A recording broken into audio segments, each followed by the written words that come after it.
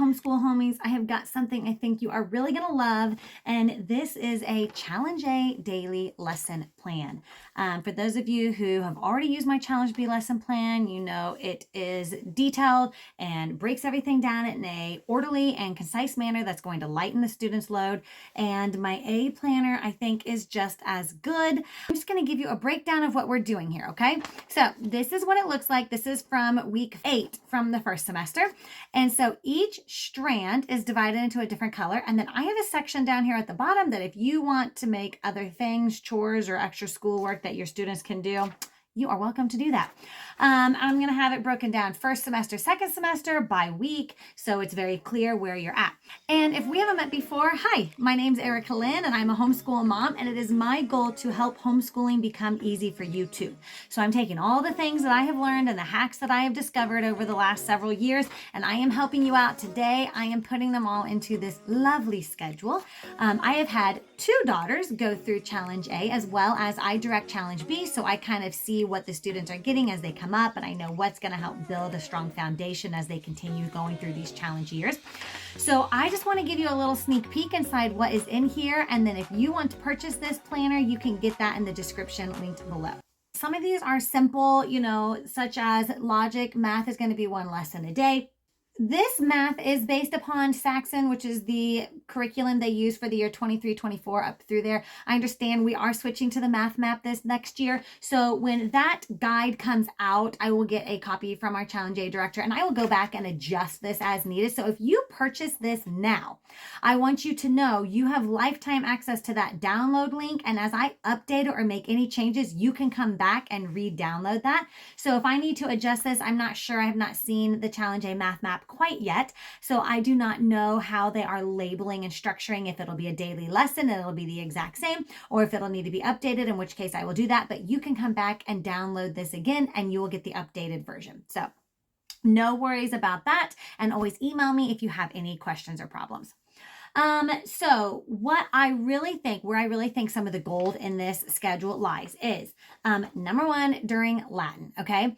If you are not diligently working with your student on Latin, they are going to be missing things and skipping things. And so this schedule can stop the chaos that can become Latin, because I'm going to break this down. Every day, your student should be spending 20 minutes studying the rules, which means they're going to be copying the rules from the blue grammar book that are listed in the guide, as well as they are supposed to be copying their parts of speech charts that your director is probably going to give you. And if your director does not give out parts of speech charts, I have a bundle of Latin copy charts. These are not charts I have created. These are charts that other people have created and have put out there for free. I've just collected my favorites that I feel like do the best job of getting across the information.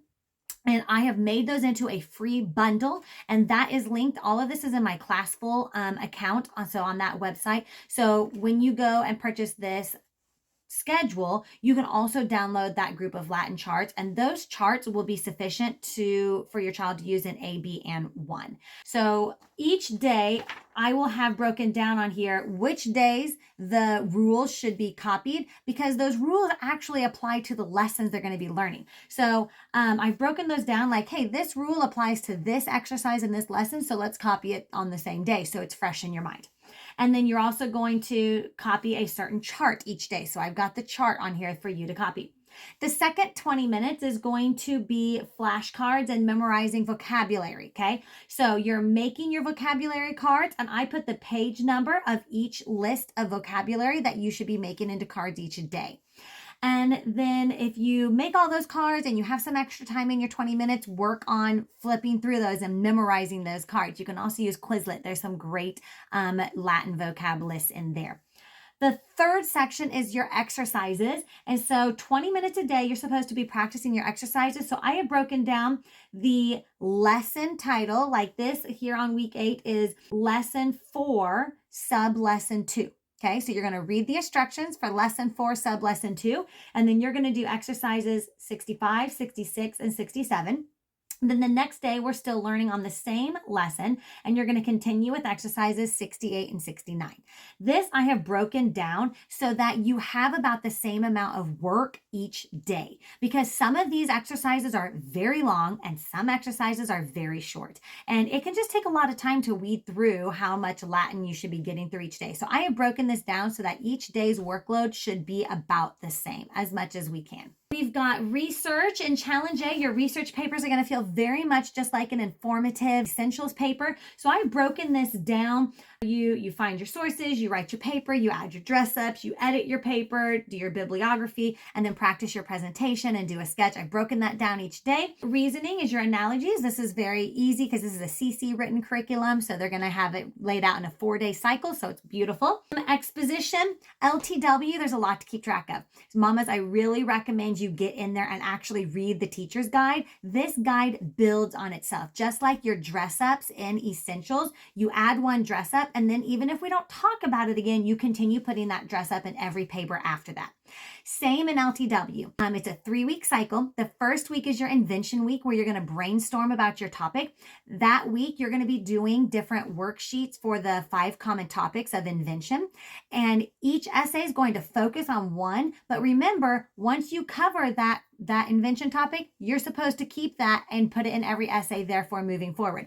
So on this checklist, I'm going to make sure that you don't forget about any of those old worksheets that need to be done for each new essay, okay? You're going to be able to check it all off, and you're going to know that they covered everything they're supposed to and they're using the curriculum correctly, all right? Same with week 2, which is your arrangement week, and week 3, which is your actually presentation writing week.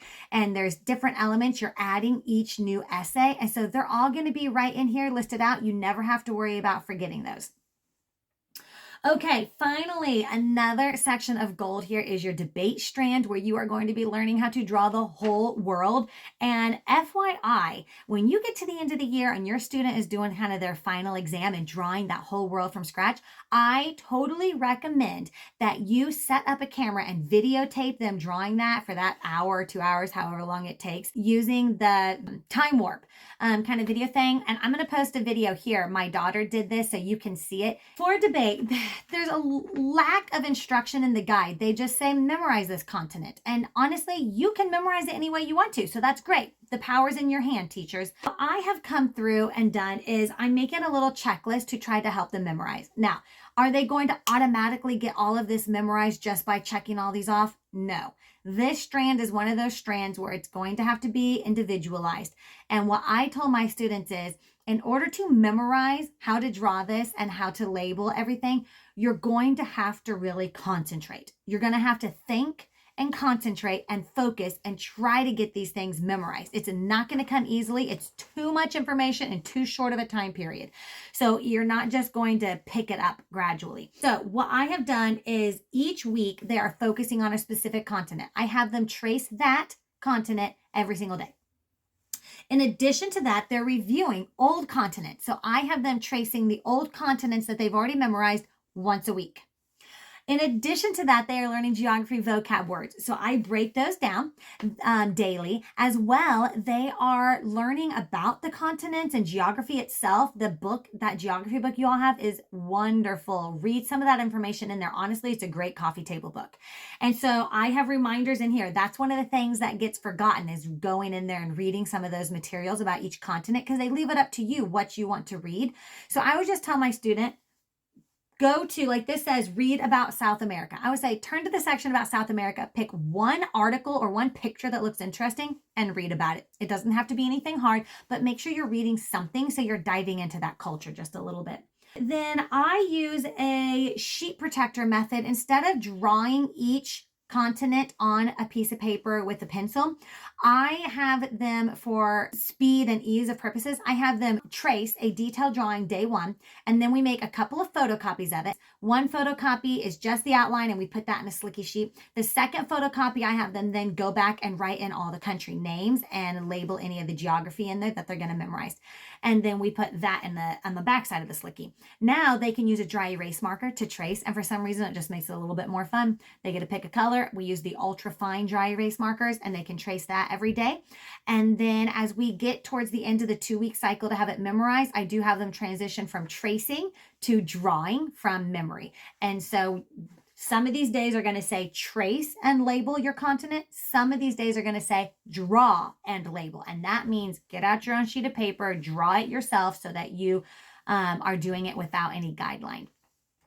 Okay, so those are the big things there. I've broken this down in a way that I hope is helpful to you. My girls like to go through and just highlight each day what they've done. And this is a really, really great way for me to be able to, at a glance, at the end of the day, they say they're done with their schoolwork. And I'm like, great, bring me your guide. I want to see proof of it. And so this little breakdown, they highlight what they've done. So I know they've done it. If I have any questions, I can ask them to pull it up. But this keeps me in touch with what we should be doing and is just honestly a huge time saver. By the time my students get to challenge 1, I do want them to be writing their own schedules. I think that is part of growing up and learning to manage your own study habits. But in A and B, these are the grammar years of learning how to write a schedule. So in A, I just give them the schedule. In B, I give them a schedule first semester, and then I start encouraging them to write their own and practice writing it that second semester. By the time they get to challenge 1, they can manage their own. They've had these examples for them. They can write their own schedule and learn how to manage their own time, and they've done excellent with it.